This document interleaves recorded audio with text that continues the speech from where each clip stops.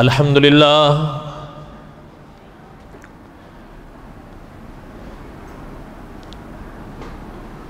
الحمدللہ نحمدہ ونستعینہ ونستغفرہ ونؤمن بہ ونتوکل علیہ ونعوذ باللہ من شرور انفسنا ومن سیئات اعمالنا من يهده الله فلا مضل له ومن يضلله فلا هادي له ونشهد أن لا إله إلا الله وحده لا شريك له ونشهد أن سيدنا وسندنا ومولانا محمدا عبده ورسوله اما بعد اعوذ باللہ من الشیطان الرجیم بسم اللہ الرحمن الرحیم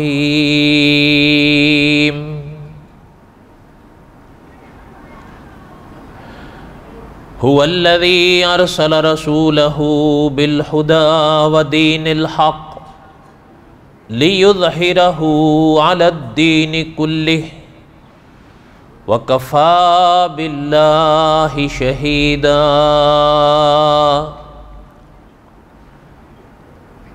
محمد الرسول اللہ والذین معہ اشداء علی الکفار رحماء بینہم تراہم رکعا سجدا یبتغون فضلا من اللہ ورضوانا سیماہم فی وجوہہم من اثر السجود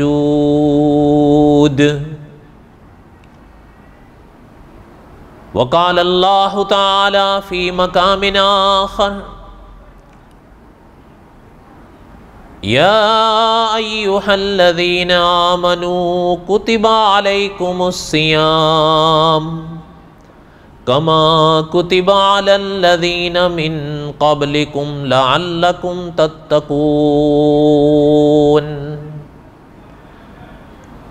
ایاما معدودات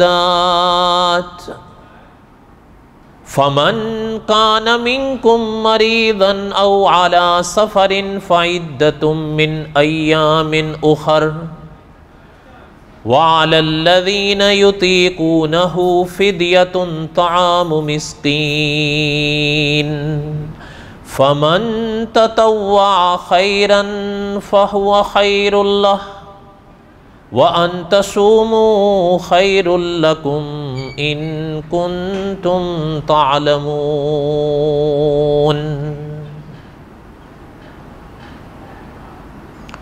وقال النبي صلى الله عليه وسلم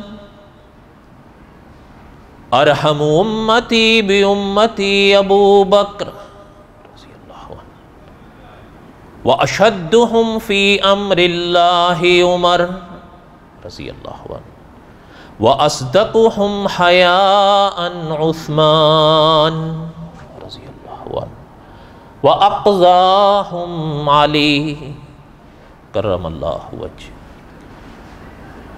وقال النبی صلی اللہ علیہ وسلم علیکم بسنتی وسنت الخلفاء الراشدین المہدیین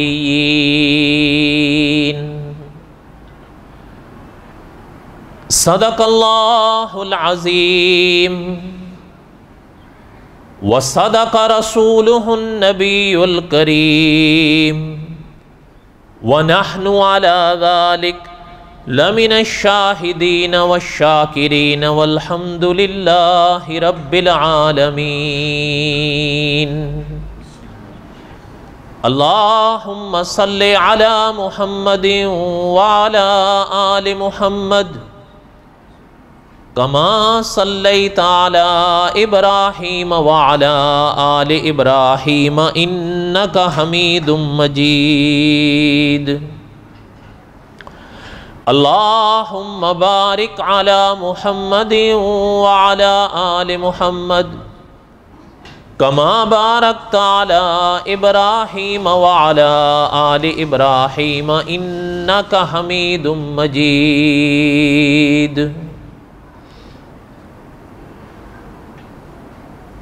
صدیق حق سے حسن کمال محمد است فاروق ذل جاہ جلال محمد است عثمان ضیاء شمع جمال محمد است حیدر بہار باغ خصال محمد است اسلام ما اطاعت خلفاء راشدین ایمان ما محبت آل محمد است یا ربی صلی وسلم دائما ابدا علی حبیبک خیر الخلق کلہم هو الحبیب الذی ترجا شفاعته لکل حول من الاحوال مقتحم. ہمہ قسم کی حمد و ثنا اللہ ذات لم یذل لا یزال کی پاک ذات کے لیے صدق کے دل سے لا تعداد مرتبہ درود و سلام امام الانبیاء حضرت محمد الرسول اللہ صلی اللہ علیہ وسلم کی پاک ذات کے لیے. ماہ رمضان کا آج دوسرا جمعہ ہے.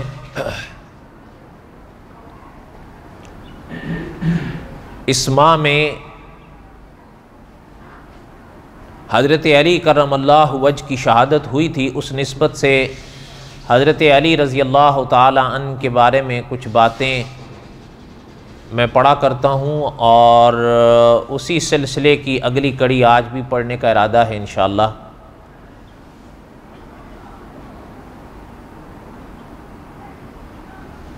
علماء اہل سنت میں خلفائے راشدین یہ اسلامی اصطلاح ہے. ابھی جیسے حدیث پاک میں نے پڑھی سرور کونین صلی اللہ علیہ وسلم نے فرمایا کہ علیکم بسنتی و سنت الخلفاء الراشدین المہدیین. علماء اہل سنت نے لکھا ہے کہ خلفائے راشدین کی جو یہ اصطلاح ہے یہ 4 خلفاء کے لیے ہے. ان میں پہلے حضرت رفیق دم ہجرت ہیں رضی اللہ تعالیٰ عنہ، دوسرے حضرت عمر ہیں رضی اللہ تعالیٰ عنہ، تیسرے حضرت عثمان ہیں رضی اللہ تعالیٰ عنہ، اور چوتھے حضرت علی ہیں کرم اللہ وجہ.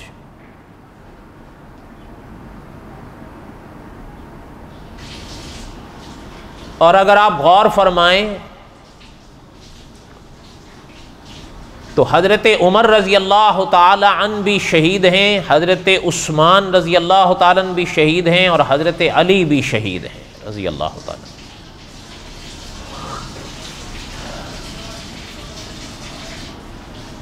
ان خلفائے ثلاثہ پر بھی انشاءاللہ اللہ تعالی نے اگر زندگی دی تو سبقاً ہم پڑھیں گے. حضرت علی رضی اللہ تعالی عنہ کے حالات زندگی میں نے سبقاً پڑھے ہیں، کئی سال لگ گئے. اب انشاءاللہ اپنی بساط تک یہ منزل بظاہر دور نہیں ہے.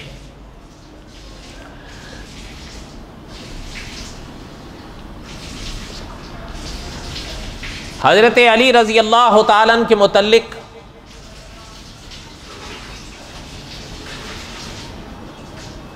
اس دنیا میں کئی طرح کے نظریات پائے جاتے ہیں. اور علماء نے لکھا ہے حضرت علی رضی اللہ تعالیٰ کی تاریخ کے موقع پر کہ حضرت عیسیٰ علیہ السلام کے ول دیکھا جائے تو محترم کے بارے میں بھی اس دنیا میں مختلف طرح کے نظریات پائے جاتے ہیں۔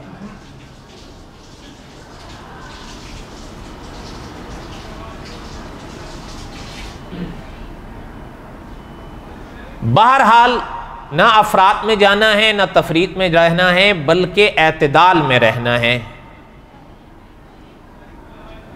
نہ تو یہ کہنا ہے کہ لا الہ الا اللہ محمد الرسول اللہ علی ولی اللہ وصی رسول اللہ و خلیفتہ بلا فصل، اور نہ یہ کہنا ہے کہ حضرت علی تو مسلمان ہی نہیں تھے، نقل کفر نباشد، بلکہ اعتدال میں رہنا ہے کہ وہ خلفائے راشدین میں سے چوتھے خلیفہ تھے۔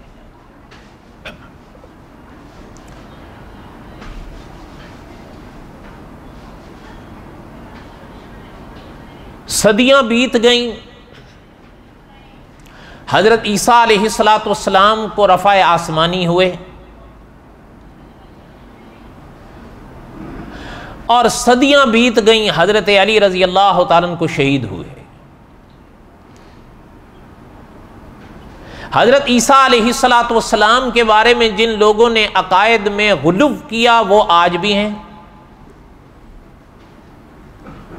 اور جنہوں نے حضرت عیسیٰ علیہ السلام کا انکار کیا وہ بھی آج بھی ہیں۔ اسی طرح جنہوں نے علی ولی اللہ کے نعرے لگائے وہ بھی آج بھی ہیں، اور جنہوں نے حضرت علی رضی اللہ تعالیٰ کے عقیدے تک کا انکار کیا وہ بھی آج بھی ہیں۔ ان ٹیڑھی میڑھی راستوں کے بیچ میں صحیح راہ جس پر ما انا علیہ و اصحابی کا نور چمکتا ہے وہ راہ طے کرنی ہے، اور علامہ خالد محمود صاحب رحمۃ اللہ علیہ نے لکھا ہے کہ اس راہ کو طے کرنے کے لیے پھر اس راہ پر محنت کے کچھ تقاضے ہیں وہ پورے کرنے ہوں۔ ایسا نہیں ہے کہ وہ راہ اب نہ ہو، یا ایسا بھی نہیں ہے کہ وہ راہ اب سمجھ میں نہ آئے۔ شہید ختم نبوت مولانا یوسف لدھیانوی رحمۃ اللہ علیہ محترم فرمایا کرتے تھے کہ سرور کونین صلی اللہ علیہ وسلم نے جس راہ پر امت کو چلایا تھا وہ راہ آج بھی اللہ کے کرم سے جوں کہ تو روشن ہے، بس ہم چلنے والوں کی چلنے میں کمزوریاں واقع ہو جاتی۔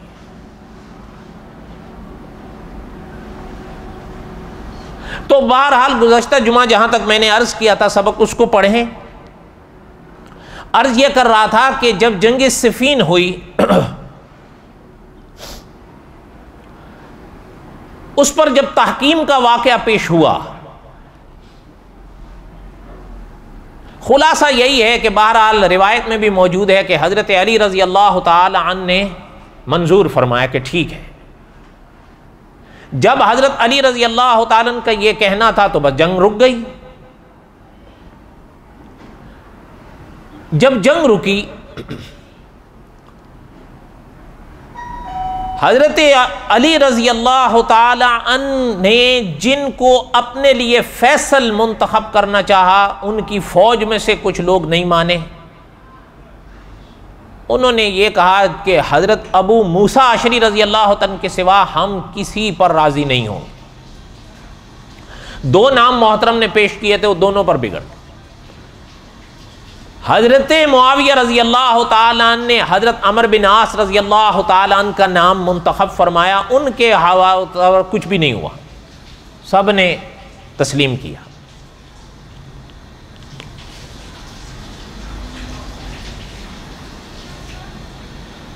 اب جب یہ بات طے ہوئی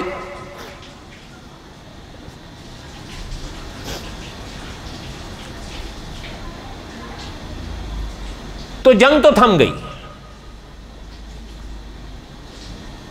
اور یہ بھی طے پایا کہ جب تک کسی بات کا فیصلہ نہیں ہوتا فریقین کسی فیصلے تک نہیں پہنچتے، کسی طرف سے بھی کوئی وار نہیں ہوگا، چاہے وہ وار کسی پر ہو، چاہے کوئی وار کسی قسم کا ہو۔ مان گئے؟ جب یہاں پر بات پہنچی تو حضرت علی رضی اللہ تعالیٰ بہرحال اس وقت کے لحاظ سے یا اس موقع کے اپنے لحاظ سے محترم واپس ہوئے عراق کی طرف، کوفے کی طرف، اور حضرت معاویہ رضی اللہ تعالیٰ واپس ہوئے شام کی طرف۔ ہاں یہ ہمارے اکابر نے لکھا ہے کہ بہرحال وہ مسئلہ جس صورت میں تھما اس کا نقصان حضرت علی کو ہی ہوا۔ گزشتہ جمعہ میں نے پڑھا تھا کہ محترم کے پاس جب تحکیم کے لیے وہ آدمی پیغام لے کر آیا تھا تو حضرت سمجھ گئے تھے کہ یہ تو چال ہے، لیکن ان کی فوج کے لوگ خلاف ہو گئے۔ اس لیے ہمارے حضرات میں سے ایسے حضرات ہیں جنہوں نے یہ بات لکھی ہے کہ وہ بہرحال اس کا نقصان حضرت علی کو ہوا۔ اس موقع پر تو یہ دونوں حضرات یا اپنے لحاظ سے یہ دونوں حضرات واپس ہوئے، ظاہر وقت لگا۔ بہرحال علماء نے لکھا ہے کہ دومت الجندل کے مقام پر پھر یہ حضرات اکٹھے ہوئے جن کو فیصل مانا گیا تھا تاکہ وہ کسی بات پر فیصلہ کریں اور فریقین اس پر راضی ہوں۔ وہاں پر حضرت ابو موسیٰ اشعری رضی اللہ تعالیٰ آئے، حضرت عمر بن عاص آئے رضی اللہ عنہما،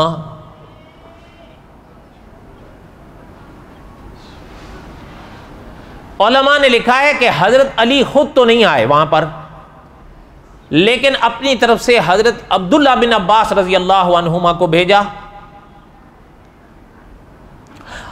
حضرت معاویہ رضی اللہ تعالیٰ خود آئے۔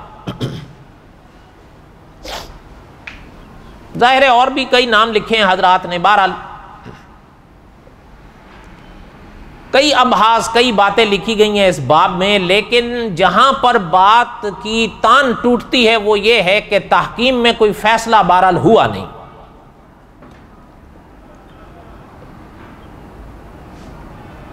ہمارے اکابر نے لکھا ہے کہ وہ ناکام رہ گئی۔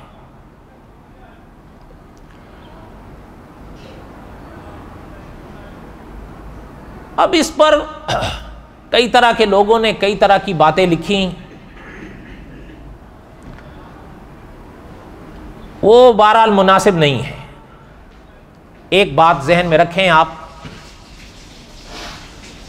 لکھنے والے کئی باتیں لکھ جاتے ہیں، کہنے والے کئی باتیں کہہ جاتے ہیں، کسی کے ہاتھ کو یا کسی کی زبان کو پکڑا نہیں جا سکتا، لیکن حضرت علی ہوں یا حضرت معاویہ ہوں رضی اللہ عنہما، حضرت عمر بن عاص ہوں یا حضرت ابو موسیٰ اشعری ہوں رضی اللہ عنہما، حضرت علی ہوں یا حضرت عبداللہ بن عباس ہوں رضی اللہ عنہما، میرے اور آپ کے لیے یہ تمام جہتیں، یہ ساری دشائیں خاص ہیں۔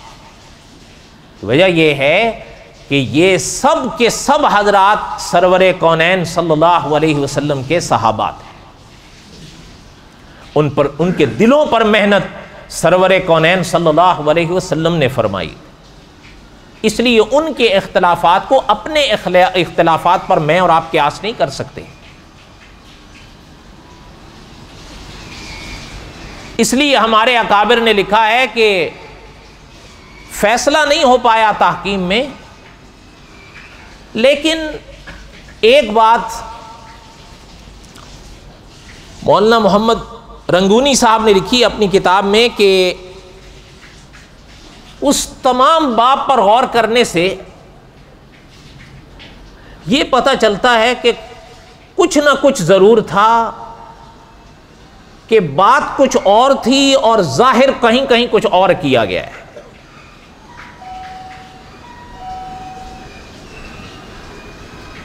بہرحال سرور کونین صلی اللہ علیہ وسلم کے پاک فرامین کو اس باب میں نے اور آپ نے پیش نظر رکھنا ہے، یہ بات ذہن میں رکھے۔ ممکن ہے اگر اللہ نے موقع دیا تو میں کسی اور موقع پر عرض کروں گا اس بارے میں شاید تفصیل. لیکن ایک بات ذہن میں آپ تازی کریں جس کا تعلق عقیدے سے ہے، وہ یہ ہے کہ انبیاء علیہم الصلاۃ والسلام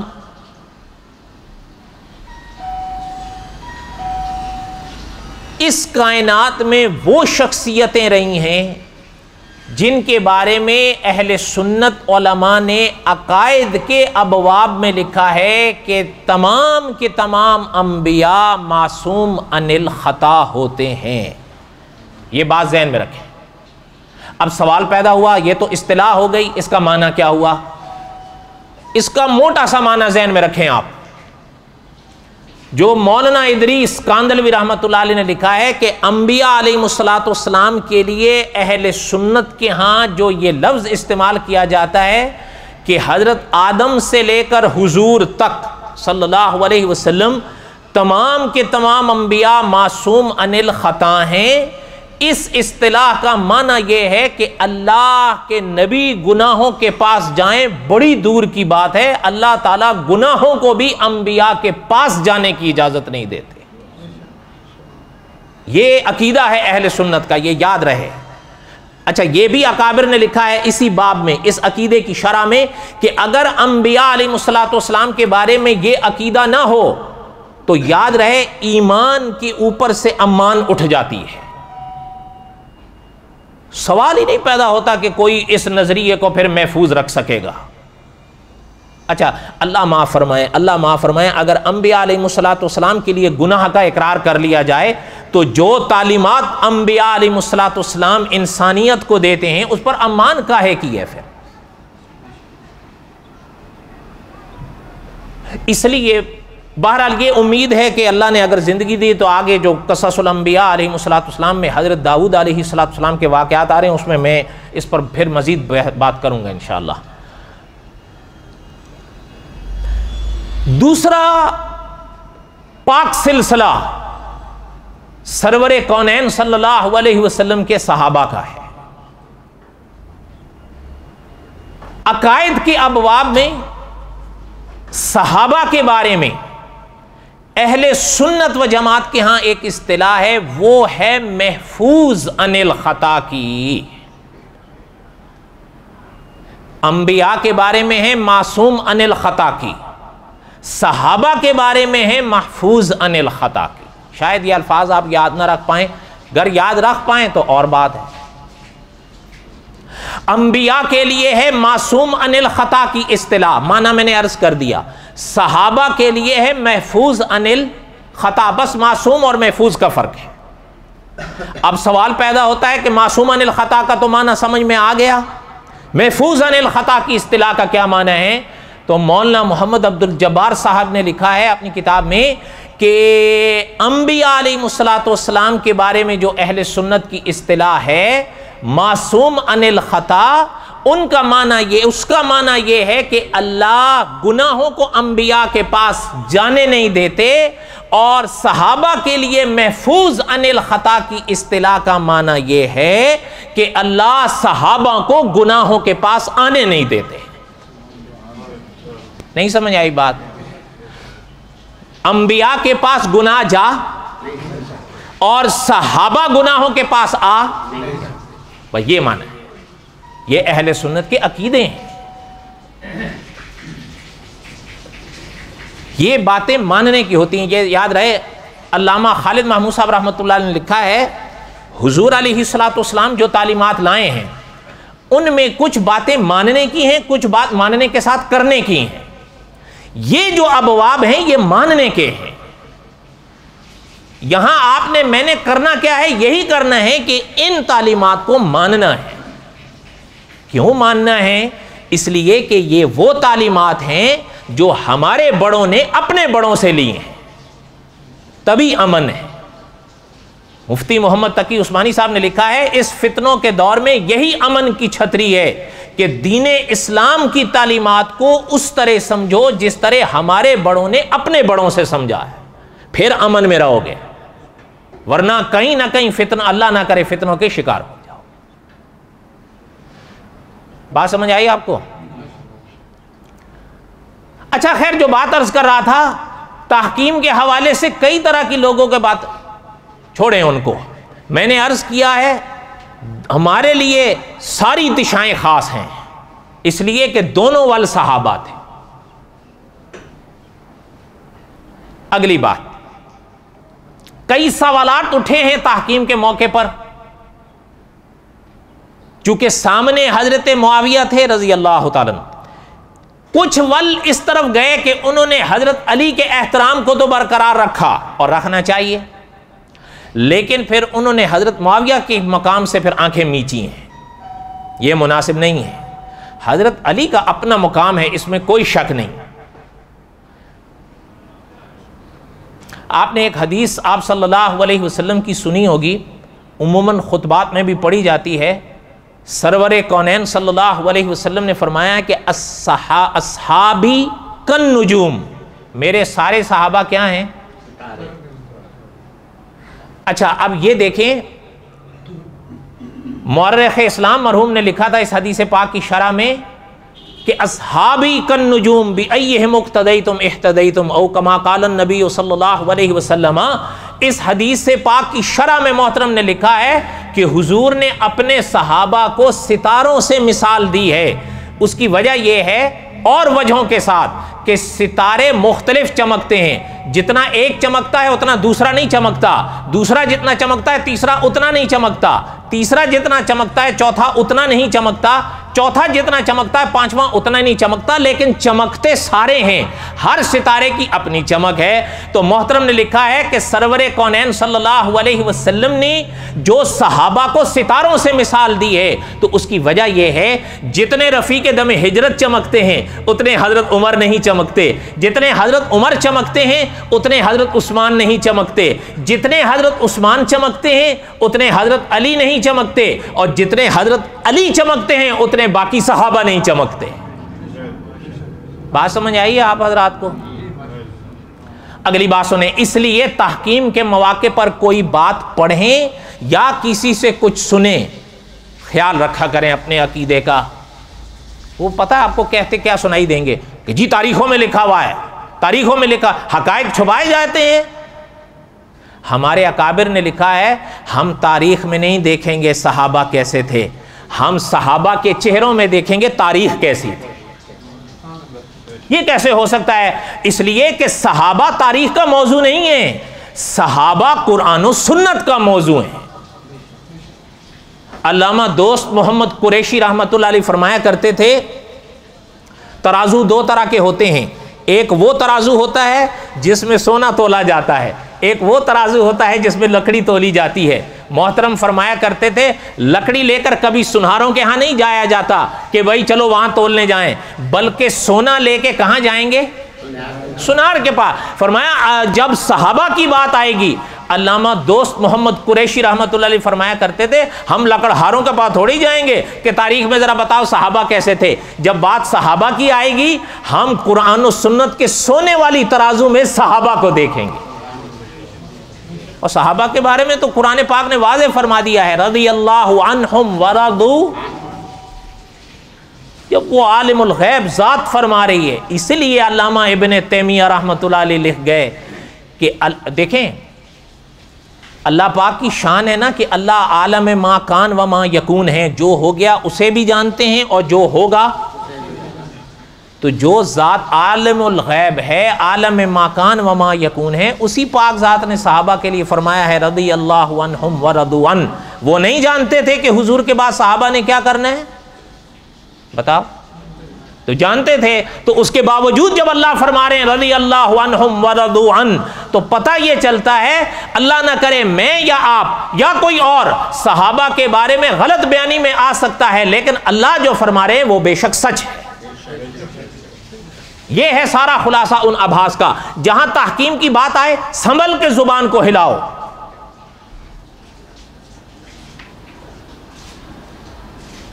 حضرت معاویہ رضی اللہ عنہ کے حوالے سے کئی سوالات اٹھائے گئے، اس پر میں ابھی بات نہیں کر رہا. اللہ تعالیٰ نے اگر زندگی دی تو حضرت معاویہ رضی اللہ تعالیٰ کے بعد میں وہ چیزیں آئیں گی. ایک روایت پیش کی جاتی ہے حضرت عمار بن یاسر رضی اللہ عنہ کے حوالے سے. اس کے جوابات علماء نے دیے ہیں. یہ کوئی ایسی بات تو نہیں ہے کہ جو آج سامنے آئی ہے اور اچھا میں آپ سے پوچھتا ہوں, یہ اگر روایت یا یہ حدیث پاک آج پیش کی جا رہی ہے میرے اور آپ کے سامنے, یا میں اور آپ پڑھ رہے ہیں, تو امام بخاری سے غائب تھی یہ؟ آخر بات تو ہے نا, ذہن میں یہ سوال تو پیدا ہوتا ہے, آخر اچھا امام ابن کثیر سے غائب تھی یہ؟ آخر انہوں نے اس حدیث پاک کی شرح میں کیا لکھا ہے, اس ول بھی تو ہمیں دیکھنا ہے نا. ان سب باتوں کے جوابات اپنی جگہ موجود ہیں. اللہ نے موقع دیا تو حضرت معاویہ کے ابواب میں آئیں گی یہ چیزیں. آگے سنیں. تحکیم کے فیصلے میں خلاصہ یہی ہے کہ کوئی کسی نتیجے پر وہ حضرات پہنچ نہیں سکے, بات ادھوری رہ گئی. جب یہ ماجرا چل رہا تھا تحکیم کا, چلتے چلتے اس دوران ایک اور فتنہ کھڑا ہوا. تحکیم کے حوالے سے جب حضرت علی رضی اللہ تعالیٰ نے بات کو تسلیم کیا, کچھ لوگ حضرت علی رضی اللہ تعالیٰ ہی کی فوج سے اٹھ کھڑے ہوئے حضرت کے خلاف کہ آپ نے تحکیم کیوں قبول کی ہے. اچھا انہوں نے کہا یہ آپ نے قرآن پاک کے خلاف کیا ہے. اچھا بات کو سمجھیے گا, حکم ہو قرآن کا, حضرت علی خلاف کریں گے؟ یہ تو ہو ہی نہیں سکتا. ہاں ایک بات ہے, وہ اس پاک آیت کا معنی غلط کر رہے تھے. جس طرح آج فتنے ہیں نا, وہ جب کوئی بات کرتے ہیں تو قرآن پاک کی آیتیں پڑھتے ہیں. مولانا امین اکاڑوی رحمۃ اللہ نے لکھا ہے, اس موقع پر سمجھا کرو کہ اس پاک آیت کا جو معنی ہے وہ بالکل برحق ہے, یہ اس کی تشریح غلط کر رہا ہے.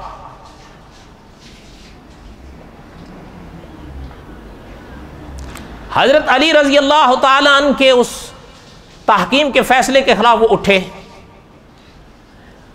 بعض علماء نے لکھا ہے وہ 16,000 تھے, سارے کے سارے عالم. اچھا 16,000 یہ آج کے نہیں, اس زمانے کے بہت بڑی تعداد ہے. بعض نے لکھا ہے نہیں 16 نہیں تھے, 12,000 تھے. اور تیسرا قول یہ ہے کہ 12 سے کم تھے ہزاروں. تو حضرت کے خلاف ہوگا, کہا آپ نے تو قرآن کے خلاف کیا. اچھا یہ بھی اکابر نے لکھا ہے کہ اس فتنے کی پیش گوئی سرور کونین صلی اللہ علیہ وسلم نے اپنی پاک زندگی میں فرمائی تھی. کسی کو خاطر میں لانے کے لیے تیار نہیں تھے. صحابہ کے خلاف ہو گئے, حضرت علی کے خلاف ہو گئے, مسلمانوں کے خلاف ہو گئے. اچھا میں آپ سے پوچھتا ہوں, صحابہ نے قرآن پاک کن سے سمجھا تھا؟ حضور سے پڑھا اور سمجھا تھا نا. صحابہ قرآن پاک کے معنی کو زیادہ سمجھتے تھے یا یہ لوگ؟ صحابہ زیادہ سمجھتے تھے نا, یہ تو بعد کے لوگ ہیں. اب انہوں نے فتنہ اٹھایا. اچھا ہتھیار تک استعمال کرنے پر اترا ہے. یہ یاد رہے, یہ بات ہمارے اکابر نے لکھی ہے, یہ حضرت معاویہ کے لوگ نہیں تھے, یہ حضرت علی رضی اللہ تعالیٰ کی فوج کے اندر سے نکلے تھے. اب اس موقع پر وہ بات یاد کریے جو حضرت معاویہ اکثر مواقع پر فرمایا کرتے تھے کہ محترم یہ وہ لوگ آپ کی فوج میں ایسے گھسے ہوئے ہیں جنہوں نے حضرت عثمان پر وار کیا تھا, یہ آپ کو بھی نہیں چھوڑیں گے. حضرت معاویہ کی یہ بات سمجھ آئی, وہ بار بار یہی کہتے تھے. وہ تو شام میں تھے. اب یہ یہاں سے اٹھے, پھر جب یہ اٹھے پہلے حضرت علی رضی اللہ تعالیٰ نے ان کے لیے نرم ہاتھ رکھا سمجھانے کے لیے کہ ان کو سمجھائیں. حتیٰ کہ کتابوں میں آتا ہے کہ حضرت عبداللہ بن عباس رضی اللہ عنہما کو بھیجا ان کے پاس مناظرہ کرنے کے لیے کہ ان کو جو مناظرے کا مقصد یہی ہوتا تھا نا, جس کو کوئی علمی غلط فہمی ہو جائے اس کی علمی غلط فہمی کو دور کرو, یہ مقصد ہوتا تھا. اچھا میدان مناظرہ کے اپنے اصول ہیں.